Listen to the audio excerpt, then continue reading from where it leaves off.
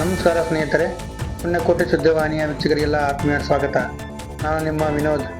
ಇವತ್ತಿನ ಸುದ್ದಿ, ಬೈಲಹೊಂಗಲ ನಗರದಲ್ಲಿ ದಿನಾಂಕ 30/11/2024 ಮತ್ತು 1/12/2024ರಂದು ಕಿತ್ತೂರು ಕರ್ನಾಟಕ ಸೇನೆಯ ಉದ್ಘಾಟನಾ ಕಾರ್ಯಕ್ರಮವನ್ನು ಹಮ್ಮಿಕೊಳ್ಳಲಾಗಿದ್ದು, ಈ ಕುರಿತು ಕಿತ್ತೂರು ಕರ್ನಾಟಕ ಸೇನೆಯ ಜಿಲ್ಲಾಧ್ಯಕ್ಷರಾದ ಶಿವಾನಂದ ಕೋಲ್ಕಾರ್ ಹಾಗೂ ಸನ್ಗೌಡ ಸಂಗನಗೌಡರವರು ಮಾತನಾಡಿ ವಿವರಣೆ ನೀಡಿದರು.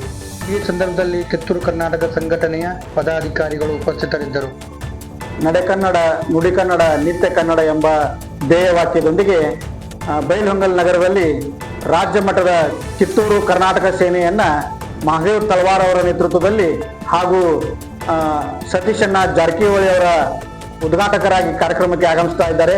ಇದನ್ನ ರಾಜ್ಯ ಮಟ್ಟದ ಚೆನ್ನಮ್ಮನ ಸಮಾಧಿ ಎದುರಿಗೆ ನಾವು ಉದ್ಘಾಟನೆ ಮಾಡ್ತಾ ಇದ್ದೇವೆ. ಕನ್ನಡ ನುಡಿ ಕನ್ನಡ ನಿತ್ಯ ಕನ್ನಡ ಎಂಬ ಧ್ಯೇಯವಾಕ್ಯದೊಂದಿಗೆ ಉತ್ತರ ಕರ್ನಾಟಕದ ಭಾಗದ ಜ್ವಲಂತ ಸಮಸ್ಯೆಗಳಿಗೆ ಪರಿಹಾರ ಕಂಡುಕೊಳ್ಳುವ ಸಲುವಾಗಿ ಇದೇ 30ರಂದು ಕಿತ್ತೂರು ಕರ್ನಾಟಕ ಸೇನೆ ಎಂಬ ನಿತ್ಯ ನೂತನ ಹೊಸ ಸಂಘಟನೆಯನ್ನ ನಮ್ಮ ರಾಜ್ಯಾಧ್ಯಕ್ಷರಾಗಿರ್ತಕ್ಕಂಥ ಶ್ರೀ ಮಹಾದೇವಣ್ಣ ತಳವಾರ್ ಅವರ ನೇತೃತ್ವದಲ್ಲಿ ಬೈಲಹೊಂಗಲದಲ್ಲಿ ಅತಿ ವಿಜೃಂಭಣೆಯಿಂದ ಉದ್ಘಾಟನೆಗೊಳ್ಳಲಿದೆ.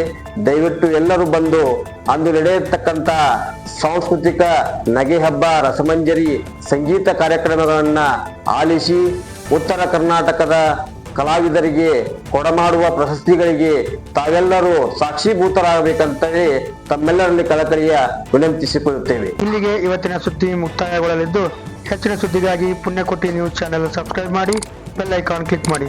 ನಮಸ್ಕಾರ.